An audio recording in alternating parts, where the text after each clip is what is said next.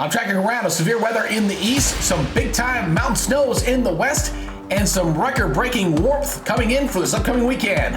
I'll have all the details coming your way next.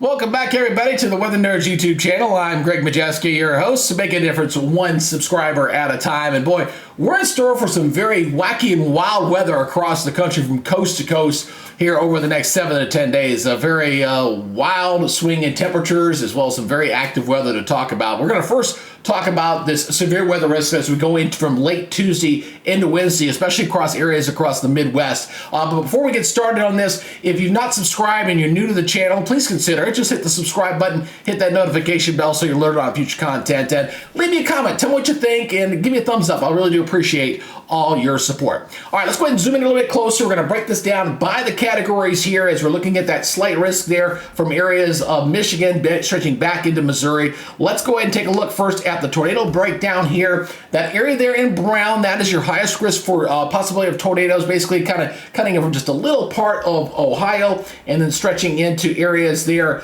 into areas of Illinois, and then getting ahead of myself. So here is the wind damage estimate. That's the yellow area there. That's 15%. Winds greater than 60 miles per hour, not out of the question in that area. Going again in that same general area where you saw the slight risk there.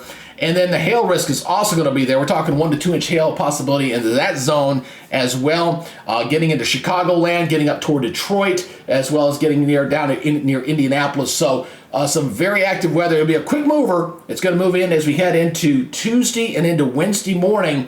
And then the good news, the difference from last week is that we're not expecting a day 3 outlook here going into Wednesday and Thursday. Just a general thunderstorm threat here across areas of New England stretching back into the southeast. So we're talking about from here heading down toward areas of toward Jackson, Mississippi.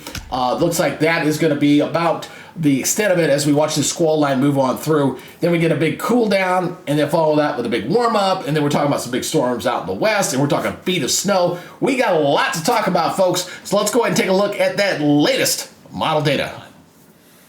Now, one of the major components of why we're going to see such wild weather across the United States is a very amplified jet stream, and it's going to allow basically from us to allow to go from little cold shots to very big warm-ups in between these two different storm systems that are going to be tracking here over the next 7 days or so. So let me go ahead and get out of here as I go ahead and illustrate what's going on here. Again, as we're looking at late in the day on your Monday, as we're going to watch some of this cold air in Canada, going to dive in here behind this next storm system. We've already got some very mild temperatures here in the eastern half of the United States, and we're going to cool that down with this next storm system. This is the one that's going to bring that active severe weather as we go into the day, going in toward Tuesday and Wednesday morning. And then as that trough comes on through, it's going to dive in some very chilly air. So going into Thursday and Friday, the eastern third is going to be kind of a bit on the nippy side briefly, but it's going to be a very brief event because this trough is going to lift out very quickly. So by the time we get into this weekend, going late on your Saturday,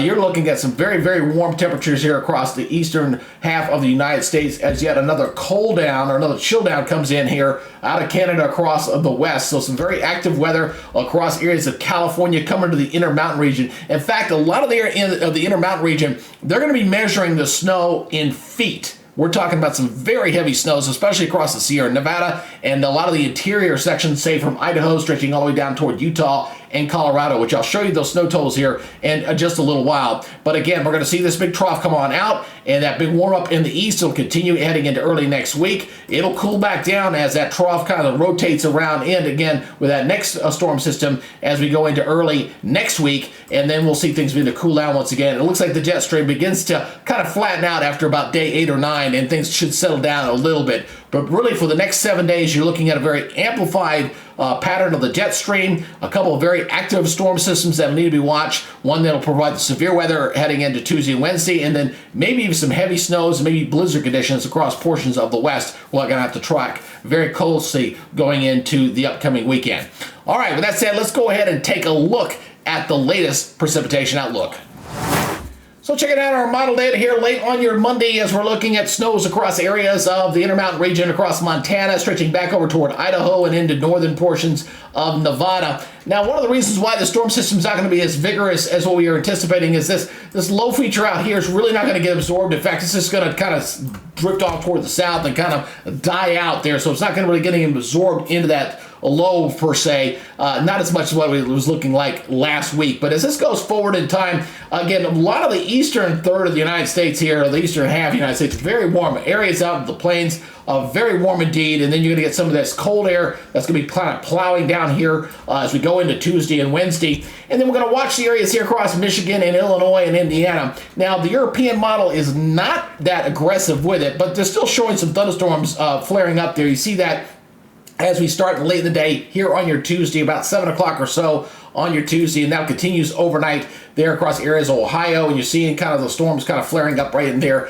as that very cold air kind of bumps into that very warm, moist air out ahead of it as we watch this storm system plow quickly off toward the east. It's going to provide a big cool down, a very sharp dividing line. It'll also be very windy. Probably numerous wind advisories will be up out ahead of the storm system and behind the system here across the eastern third of the United States here, from hearing from New York stretching down toward Georgia and Alabama. So some very windy conditions to say the least as you're seeing the snows on the back part of this, especially across areas of southeastern portions of Canada. And that moves on through, and that cold shot kind of settles in going into Wednesday and Thursday, especially areas of the Midwest and New England. But it's going to be brief, folks. It's going to be moving out very quickly, and as we go into this upcoming weekend, that cold air is going to retreat very rapidly as we're going to see the warm up here across the middle of the country as we watch our next storm system out here into the west, dumping some very heavy snows across the Sierra Nevada. You get some snows out here across Idaho and Montana, which is desperately needed, by the way. They've been running kind of below average there across the upper Rockies for most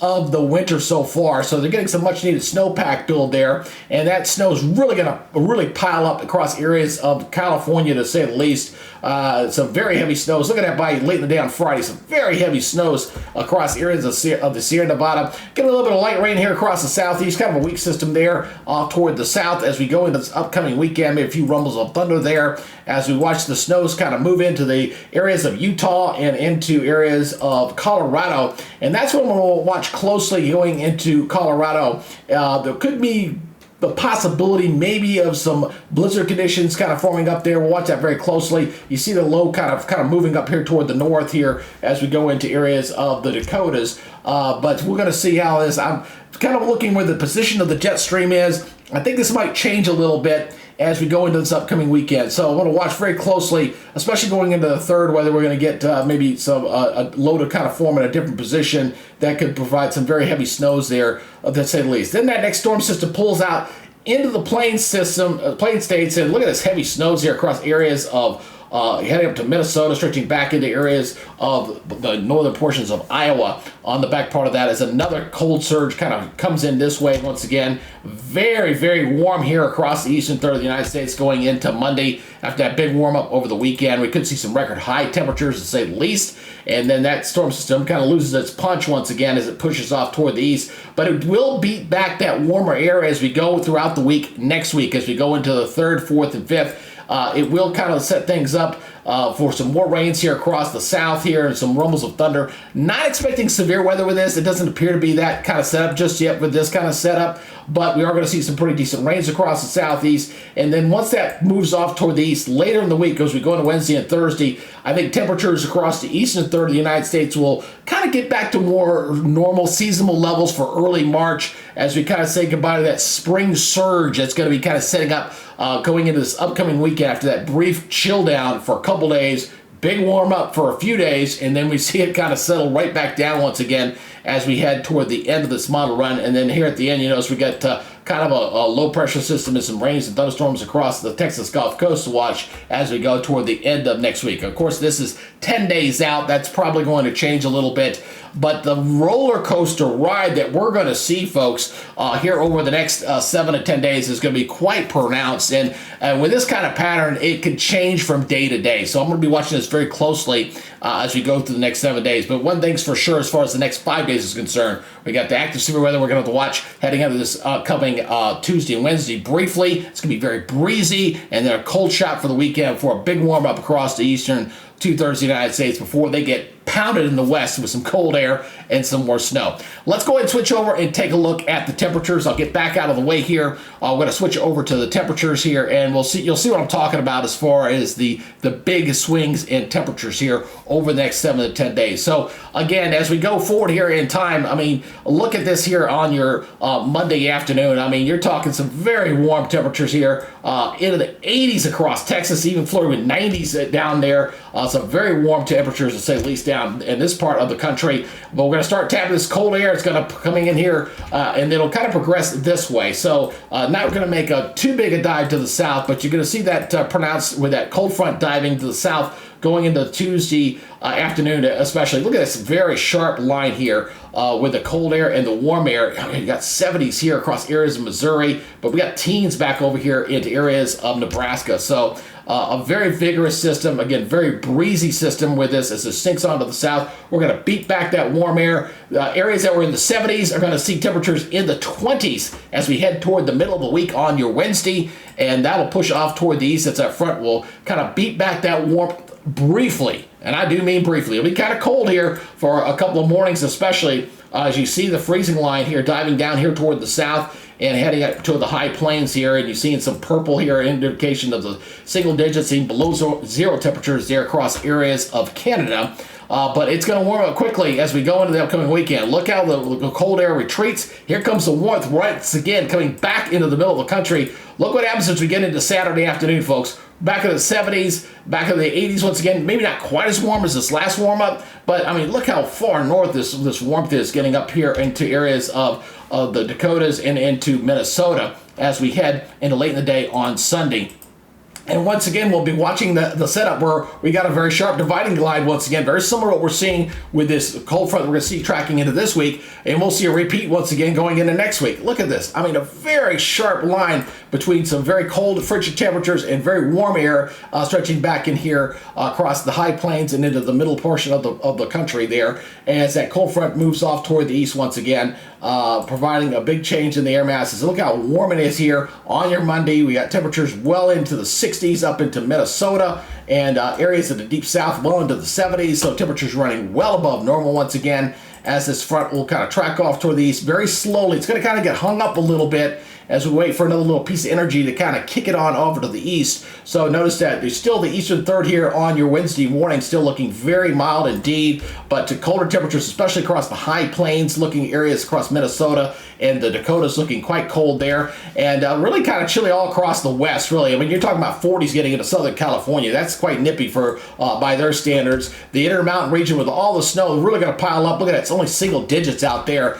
as we're going to add a lot of heavy precipitation and heavy snows out toward the west. And then eventually, as we go into the end of this model run going into Thursday, you notice we're saying goodbye to most of the very warm temperatures. You see the freezing line stripping down here toward the south once again, and temperatures kind of getting back to more seasonable levels for most of the country. Still maybe a little chilly out toward the west. Now, we talked a lot about the snow. That's a big component of this. I do want to take a look at the snow totals here on the European. And when I say feet of snow, folks, I am not kidding, especially out toward the Intermountain and the areas of the Sierra Nevada. They're going to see some serious snows with this as we go into the next 7 days especially. So let's watch what happens here as we watch that snow with that first system pull out of here as we go for the next several days. Again, you watch that active storm system that's going to provide the active weather. Dumping some snows into Canada, southern Canada there, but that initial snow round is what we'll see for the next few days. But it's the one coming into this weekend and the one behind that that really is catching my eye. Watch the snow totals here really pick up across areas of California especially. Watch the snow totals in here. They're going to turn like white. And we're talking feet of snow. Some of the estimates were upwards of 12 feet of snow with some of the totals in with this as we go into Saturday and Sunday. And notice the areas here across areas of Idaho, in Montana, and Wyoming. Again, those are the areas where the snowpacks have been kind of limiting the most so far this winter. And they're really going to add to their totals here as we go into this upcoming weekend with some of those heavier snows. And again, I will be watching very closely Wednesday. I was looking at some other models, maybe of a heavy blizzard, maybe a low forming there, say somewhere down in here. If that was to happen, that could amplify the snow a little bit. But for right now, just something to kind of watch as we go into this upcoming weekend. And then again, you're seeing those snows with that next system coming in out here on the west. So again, we're looking at some very heavy snows out here into the west. The east, obviously, where you're going to stay mostly warm. You're not going to see any really snows or any kind of precipitation as far as winter is concerned. But it's definitely a tale of two seasons as you look at what's going on from the west and what's going on toward the east. It's just the way it's kind of setting up. And it's something I'm going to be watching concerning very much so going into the spring, because if we're going to be in this kind of pattern where we're going to get these kind of clashing air masses, eventually that severe weather threat will increase significantly, because the more diverse those temperatures are from the warmth to the cold, the more likelihood we're going to see some severe weather, and we'll have to pay the piper a little bit later in the spring.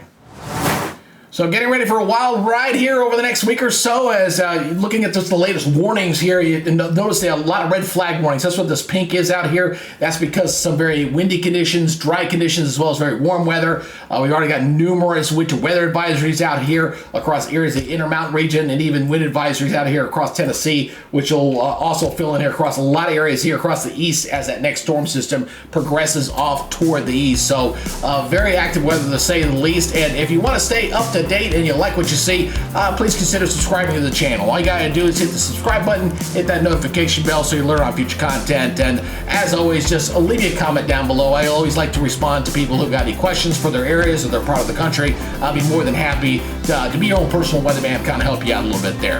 All right, that's it for now. That's it for this edition. I will have another update for you again for tomorrow. Until then, you guys take it easy, be safe, and we'll see you next time. Bye-bye for now.